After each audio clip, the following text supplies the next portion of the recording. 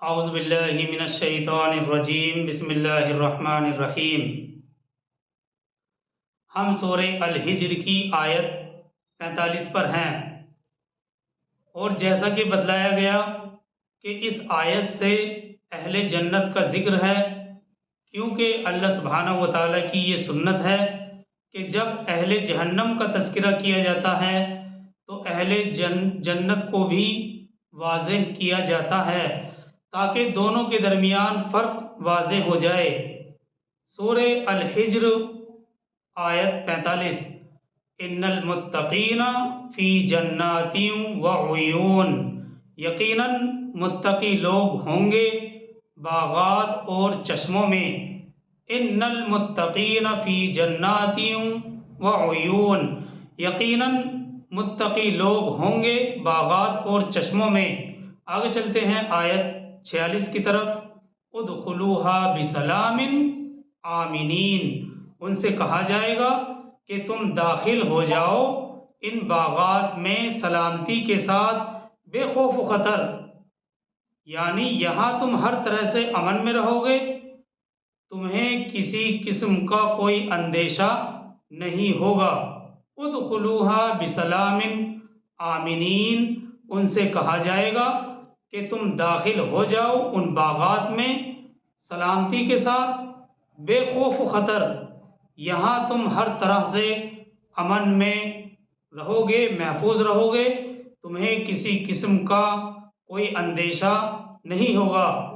जैसा कि बयान किया गया कि इन आयात में अहले जन्नत का तज़किरा है। हज़रत अब्दुल्ला इब्न अब्बास रज़ी अल्लाह तआला अन्हु कहते हैं कि अहले जन्नत जब जन्नत में दाखिल होंगे तो सबसे पहले उनके सामने पानी के दो चश्मे किए जाएंगे। जैसे ही अहले जन्नत जन्नत में दाखिल होंगे तो सबसे पहले उनके सामने पानी के दो चश्मे किए जाएंगे। पहले चश्मे से वो पानी पिएंगे, सैराब होंगे, फिर इन सब के दिलों से आपसी रंजिश, दिलों में बाहम जो कभी दुनिया में पेश आई थी, आपसी रंजिश पेश आई थी और तबीई तौर पर उसका असर आखिर तक मौजूद रहा था, ये सब धुल जाएगी और सबके दिलों में बाहमी उल्फत और मोहब्बत पैदा हो जाएगी। क्योंकि बाहमी रंजिश भी एक तकलीफ और अजाब है और जन्नत हर तकलीफ से पाक जगह है, हर तकलीफ से महफूज जगह है। इसी से मुताल्लिक मुफस्सिरीन ने इस जगह हज़रत अली कर्रमल्लाहु वजहहू का ये कौल भी नकल किया है कि मुझे उम्मीद है कि मैं और तलहा और ज़ुबैर इन्हीं लोगों में से होंगे जिनके दिलों का गुबार जन्नत में दाखिल होने के वक्त दूर कर दिया जाएगा। ये इशारा उन इख्तिलाफात की तरफ है जो इन हजरात और हज़रत अली रज़ी अल्लाह ताला अन्हु के दरमियान पेश आए थे। बहरहाल हज़रत अली फरमाते हैं कि मुझे उम्मीद है कि मैं और तलहा और ज़ुबैर उन्हीं लोगों में से होंगे जिनके दिलों का गुबार जन्नत में दाखिले के वक्त दूर कर दिया जाएगा। तो ये इशारा उन इख्तिलाफात की तरफ है जो इन हजरात और हज़रत अली के दरमियान पेश आए थे। अगली आयत 47 इसकी तर्जमानी कर रही है। वनज़अना मा फ़ी सुदूरिहिम मिन गिल्लिन, वनज़अना मा फ़ी सुदूरिहिम मिन गिल्लिन, ये आयत 47 है। और हम निकाल देंगे उनके सीनों में से जो कुछ भी कदूरत होगी, यानी जो आपसी रंजिश वगैरह होंगी। वनज़अना मा फ़ी सुदूरिहिम मिन गिल्लिन, अल्लाह ताला कह रहे हैं और हम निकाल देंगे उनके सीनों में से जो कुछ भी कदूरत होगी। आगे इसी आयत में है इख्वानन अला सुरुरिन मुतक़ाबिलीन, भाई भाई बनकर वो बैठे होंगे तख्तों पर आमने सामने। अला सुरुरिन मुतक़ाबिलीन, भाई भाई बनकर वो बैठे होंगे तख्तों पर आमने सामने। मतलब ये है कि नेक लोगों के दरमियान आपस की गलत फहमियों की बिना पर दुनिया में अगर कुछ कदूरतें पैदा हो गई थी तो जन्नत में दाखिल होने के वक्त वो दूर कर दी जाएंगी और उनके दिल एक दूसरे की तरफ से बिल्कुल साफ कर दिए जाएंगे। और ये बात मुशाहिदे की भी है कि जब किसी से नाराज़गी हो जाती है तो आदमी आंखें चार नहीं करता, आंखें चुरा कर निकल जाता है। लेकिन अहले जन्नत के दिल चूंकि एक दूसरे की तरफ से बिल्कुल साफ और पाक होंगे, इसलिए वो आमने सामने बैठकर एक दूसरे से बातें कर रहे होंगे, दिल लगी कर रहे होंगे। तो ये आयत 47 थी। आगे चलते हैं आयत 48 की तरफ।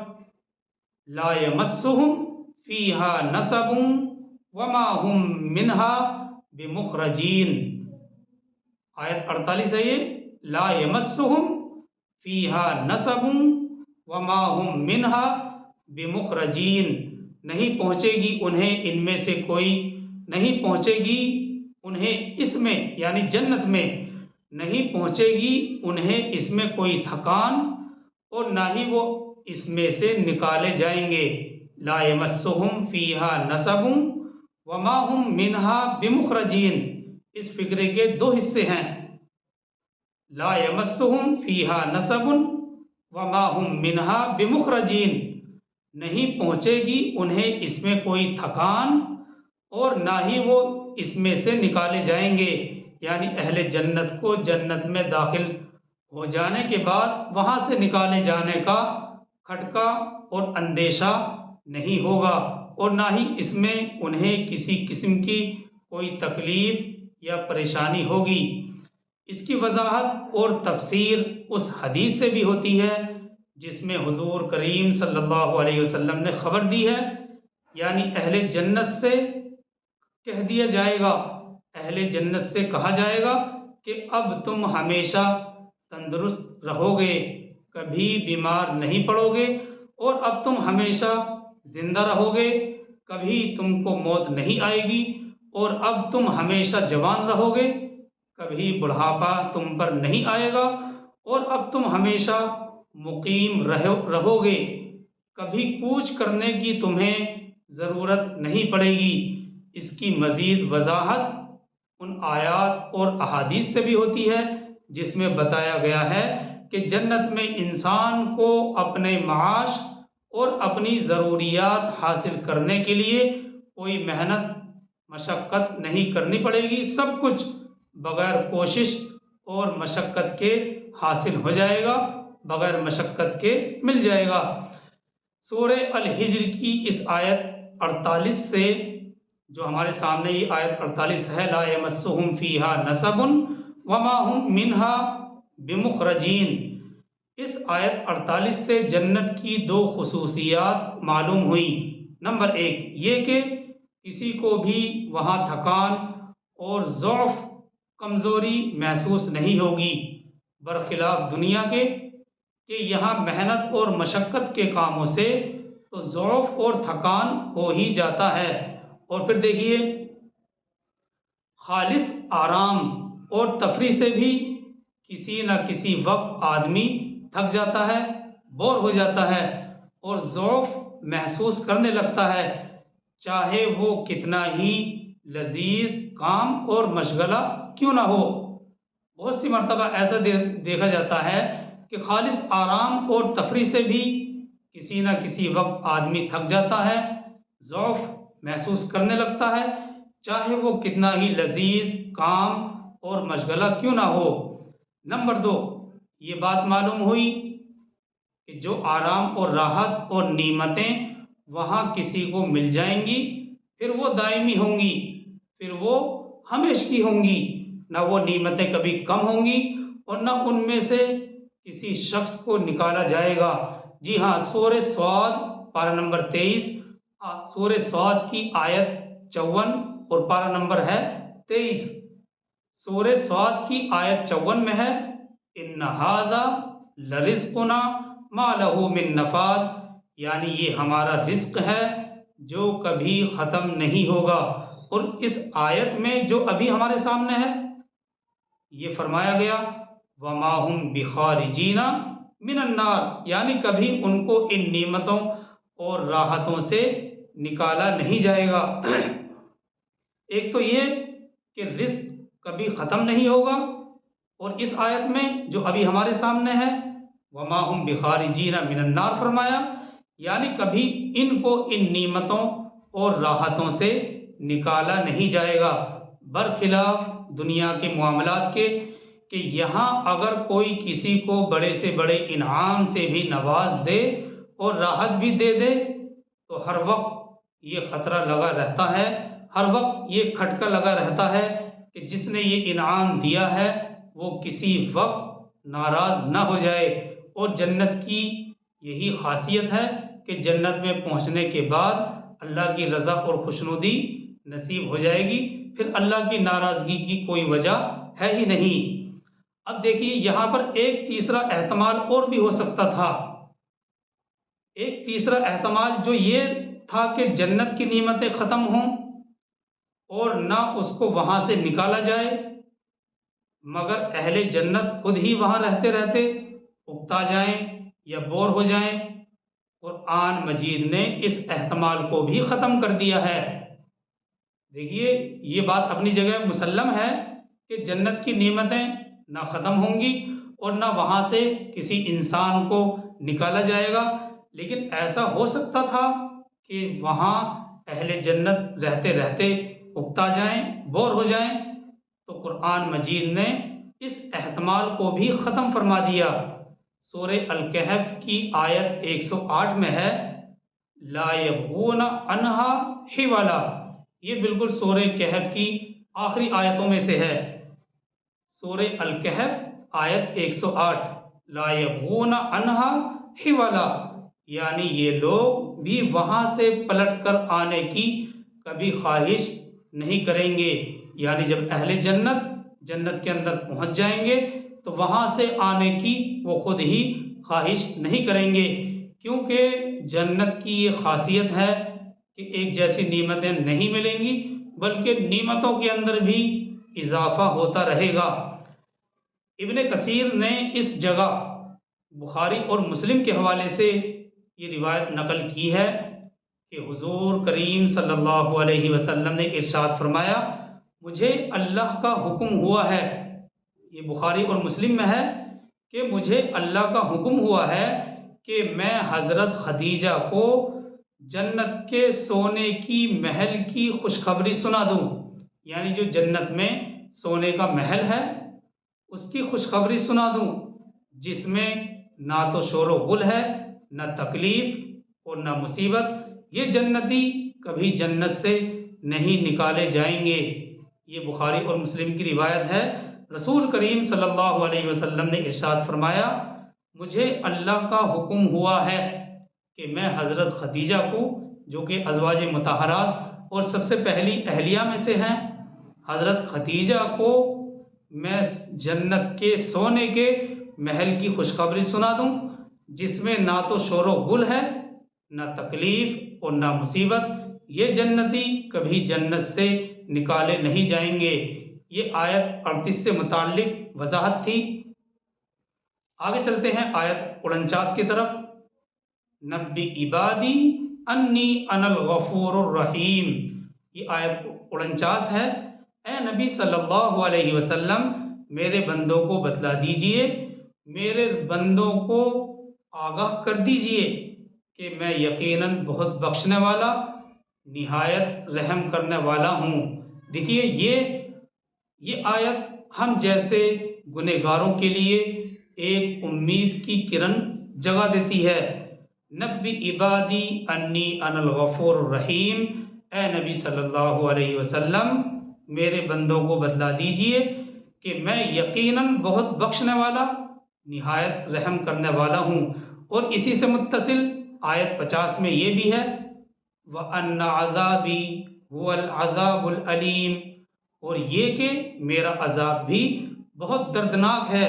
यानी मैं गफूर और रहीम हूँ, मगर दूसरी तरफ मेरा अज़ाब भी बहुत सख्त है।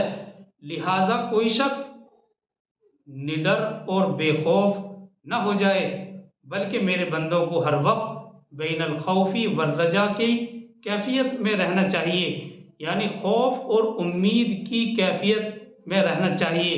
अल्लाह का खौफ इतना हो कि गुनाह के करीब भी ना जाएं, और उम्मीद भी इतनी हो जन्नत की कि अल्लाह सुब्हानहू व तआला जन्नत से हमें ज़रूर नवाजेंगे। तो एक मोमिन की कैफियत खौफ और उम्मीद के दरमियान होनी चाहिए, यानी मेरे बंदे मेरी रहमत और मगफिरत की भी उम्मीद रखें और मेरे अजाब से भी डरते रहें।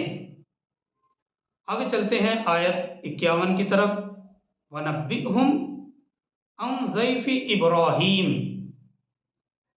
वनब्बिहुम अन ज़ैफ़ि इब्राहीम, ये आयत 51 है। और उन्हें ज़रा बताइए इब्राहीम अलैहिस्सलाम के मेहमानों के बारे में। वनब्बिहुम अन ज़ैफ़ि इब्राहीम, और उन्हें ज़रा बतलाइए इब्राहीम अलैहिस्सलाम के मेहमानों के बारे में। ये वाक़या थोड़े बहुत अल्फाज के फ़र्क के साथ हम सूरे हूद में भी पढ़ चुके हैं, लेकिन यहाँ हज़रत इब्राहीम अलैहिस्सलाम और इनके फ़ौरन बाद मुत्तसिलन कौम लूत का किस्सा बयान किया गया है।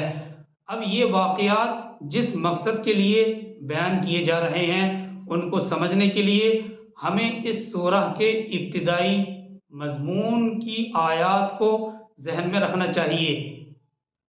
जो ये किस्से इब्राहीम अलैहिस्सलाम और उसके फ़ौरन बाद मुत्तसिलन कौम लूत अलैहिस्सलाम का किस्सा बयान किया गया है, ये वाक़यात जिस मकसद के तहत यहाँ बयान किए जा रहे हैं, इसको समझने के लिए इस सूरह के इब्तिदाई मज़मून की आयात जहन में रहनी चाहिए। शुरू में हमने पढ़ा था, शुरू की आयात यानी 8 और 7 में कुफ़ार मक्का का ये कौल नकल किया गया था, यानी वो नबी से कहते थे, सरकार दो आलम सल्लल्लाहु अलैहि वसल्लम से कहते थे कि अगर तुम सच्चे नबी हो तो हमारे सामने फरिश्तों को क्यों नहीं ले आते।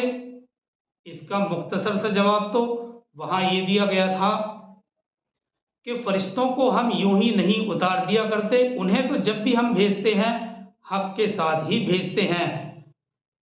ये मुख्तसर सा जवाब था जो वहाँ दिया गया। अब इसका तफसीली जवाब जो इन दोनों वाक़यात को मद्देनज़र रखते हुए दिया जा रहा है वो ये है, यहाँ उन्हें बताया जा रहा है, गोया कि उन्हें बताया जा रहा है कि एक हक तो वो है जिसे लेकर फरिश्ते इब्राहीम अलैहिस्सलाम के पास आए थे, और ये उनकी बुजुर्गी और लिल्लाहियत की वजह से था, क्योंकि वो अल्लाह के खलील थे। तो एक हक तो वो था जिसे लेकर फरिश्ते इब्राहीम अलैहिस्सलाम के पास आए, और दूसरा हक वो है जिसे लेकर वो फरिश्ते कौम लूत पर पहुँचे थे। अब गोया कि तुम खुद ही देख लो कि तुम्हारे पास इनमें से कौन सा हक लेकर फरिश्ते आ सकते हैं। इब्राहीम अलैहिस्सलाम वाले हक के तो तुम लायक ही नहीं हो। अब क्या तुम इस हक के साथ फरिश्तों को बुलाना चाहते हो जिसे लेकर वो कौम लूत के यहाँ नाजिल हुए थे। तो गोया कि इन दोनों वाक़यात को तफसील के साथ बयान करके इन दोनों वाक़यात को मद्देनज़र रखते हुए ये जवाब दिया जा रहा है कि एक हक तो वो है जिसे लेकर ये फरिश्ते इब्राहीम अलैहिस्सलाम के पास आए थे, और दूसरा हक वो है जिसे लेकर वो कौम लूत पर पहुँचे थे। अब तुम खुद देख लो कि तुम्हारे पास इनमें से कौन सा हक लेकर फरिश्ते आ सकते हैं। इब्राहीम अलैहिस्सलाम वाले हक के तो तुम लायक ही नहीं हो। अब क्या तुम उस हक के साथ फरिश्तों को बुलवाना चाहते हो जिसे लेकर वो कौम लूत के यहाँ नाजिल हुए थे। अब इस वाक़ये को आगे बढ़ाते हुए अल्लाह ताला फरमाते हैं आयत 52 में, उदखुलू इज़ दखलू अलैहि फ़क़ालू सलामा। ये आयत 52 है। इज़ दखलू अलैहि फ़क़ालू सलामा क़ाल इन्ना मिनकुम वजिलून। जब वो दाखिल हुए, यानी जब वो फरिश्ते इब्राहीम अलैहिस्सलाम के पास आए, जब वो दाखिल हुए आपके यहाँ तो उन्होंने सलाम किया। आपने कहा, यानी इब्राहीम अलैहिस्सलाम ने कहा, हमें तो तुमसे खौफ आ रहा है। यानी हज़रत इब्राहीम अलैहिस्सलाम ने कहा, आपके अजनबी होने की वजह से हमें आपसे खदशा है, अंदेशा है, लिहाजा बेहतर ये होगा कि अगर आप लोग अपनी शनाख्त करवा दें, लिहाजा बेहतर होगा अगर आप लोग हमें अपनी पहचान करवा दें। आगे चलते हैं आयत 53 की तरफ। क़ालू ला तवजल इन्ना नुबश्शिरुका बिग़ुलामिन अलीम। उन्होंने कहा कि डरिए नहीं, हम आपको एक साहिबे इल्म की बशारत देते हैं। हम तुम्हें, उन्होंने कहा कि डरिए नहीं, हम आपको एक साहिबे इल्म, बच्चे की, लड़के की खुशखबरी देते हैं। यानी फरिश्तों ने हज़रत इब्राहीम अलैहिस्सलाम को हज़रत इसहाक की विलादत की खुशखबरी सुनाई। देखिए, हज़रत इस्माइल अलैहिस्सलाम इससे पहले पैदा हो चुके थे। यहाँ ये बात जहन में रखनी चाहिए कि कुरान मजीद ने हज़रत इस्माइल अलैहिस्सलाम की विलादत की खुशखबरी में गुलामुन हलीम के अल्फाज इस्तेमाल किए हैं। और जब बारी हज़रत इसहाक की आती है तो हज़रत इसहाक अलैहिस्सलाम की खुशखबरी देने के लिए गुलामुन अलीम के अल्फाज आए हैं। इस्माइल अलैहिस्सलाम के बारे में हलीम का लफ्ज़ है और इसहाक अलैहिस्सलाम के बारे में अलीम का लफ्ज़ है। हज़रत इसहाक के लिए गुलामुन अलीम के अल्फाज इस्तेमाल किए हैं। अगली आयत 54 है। क़ाल अबश्शरतुमूनी अला अम मस्सनियल किबरु फबिमा तुबश्शिरून। आपने कहा, यानी हज़रत इब्राहीम अलैहिस्सलाम ने कहा, क्या तुम मुझे खुशखबरी दे रहे हो, क्या तुम मुझे खुशखबरी सुना रहे हो, बावजूद इसके कि मुझ पर बुढ़ापा तारी हो चुका है। अम मस्सनियल किबरु, लफ्ज़ी तर्जुमा तो ऐसा होगा कि मुझको छू लिया है बुढ़ापे ने, उसी का हम तर्जमा कर रहे हैं। आपने कहा, क्या तुम मुझे खुशखबरी दे रहे हो, बावजूद इसके कि मुझ पर बुढ़ापा तारी हो चुका है, तो तुम मुझे ये कैसी खुशखबरी दे रहे हो। आगे चलते हैं आयत 55 की तरफ। क़ालू बश्शरनाका बिलहक़्क़ि फ़ला तकुम मिनल क़ानितीन। ये फरिश्तों का जवाब है। उन्होंने कहा कि हम आपको हक़ के साथ बशारत दे रहे हैं, तो आप नाउम्मीद लोगों में से ना हों। यानी उन फरिश्तों ने बताया कि हम आपके रब की तरफ से भेजे गए हैं और ये बशारत जो हम आपको दे रहे हैं ये हकीकी कतई बात है, बिल्कुल ऐसा ही होना है। यानी ये जो बशारत दे रहे हैं हम, बिल्कुल ऐसा ही बेटा आपके यहाँ पैदा होगा। आगे भी अगली आयत में ये मुकालमा चलेगा और फिर ये रुख वाक़ई करो हज़रत लूत अलैहिस्सलाम की तरफ फिर जाएगा। इससे आगे इंशाअल्लाह हम बाद में देखेंगे। इतनी तैयारी हुई थी। अल्लाह ताला हम सबको अमल की तौफ़ीक़ अता फ़रमाए। सुब्हानल्लाहि व बिहम्दिही, सुब्हानकल्लाहुम्मा व बिहम्दिका, व नशहदु अल्ला इलाहा इल्ला अंता व नस्तग़फ़िरुका व नतूबु इलैक। सुब्हान रब्बिका रब्बिल इज़्ज़ति अम्मा यसिफ़ून व सलामुन अलल मुरसलीन वल्हम्दुलिल्लाहि रब्बिल आलमीन।